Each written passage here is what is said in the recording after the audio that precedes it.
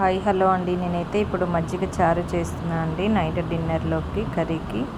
మజ్జిగ చారు ఎలా చేయాలంటే ఒక ఆనియన్, పచ్చిమిర్చి, టమాటా కట్ చేసి అయితే పెట్టుకొని వెల్లుల్లిపాయ దంచేసి మామూలుగా ఆవాలు, జీలకర్ర, వెల్లుల్లిపాయ వేసి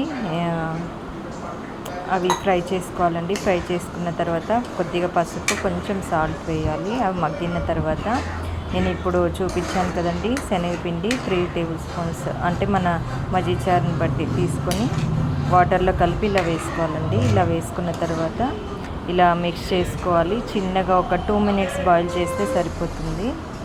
పచ్చి వాసన అనేది పోయి మంచిగా బాయిల్ అవుతుందన్నమాట. ఆ తర్వాత ఇలా మజ్జిగ చేసి పెట్టుకోవాలి పక్కన.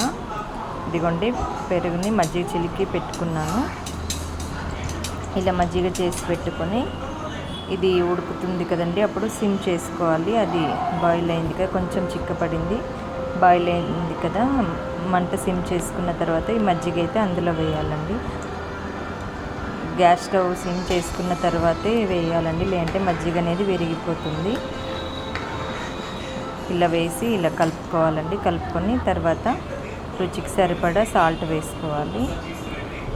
సాల్ట్ అయితే వేసి మళ్ళీ ఒకసారి మిక్స్ చేసి, మంట అయితే పెంచకండి, సిమ్లోనే ఉండాలి. అలా కలిపేసి మూత పెట్టేసి ఒక 2 మినిట్స్ వదిలేస్తే చిన్నగా బాయిల్ వస్తూ ఉంటుందండి. అప్పుడు స్టవ్ ఆర్పేస్తే సరిపోతుంది. ఒక 5 మినిట్స్ తర్వాత మనం తీసుకుంటే సరిపోతుంది.